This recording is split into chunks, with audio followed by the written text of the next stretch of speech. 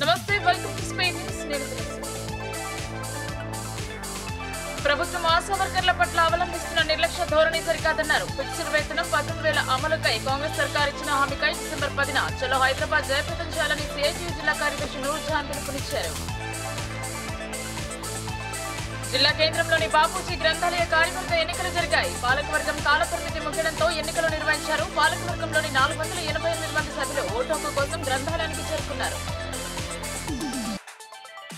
నిజామాబాద్ నగరంలో అన్ని వ్యాపార సంస్థలు రాత్రి 11 గంటలలోపు మూసివేయాలనే నిబంధనలు అమలులో ఉన్నాయి. ఎవరైనా నిబంధన ఉల్లంఘించి వ్యాపారాలు నిర్వహిస్తే సిటీ పోలీస్ యాక్ట్ కింద చర్యలు చేపడుతున్నారు.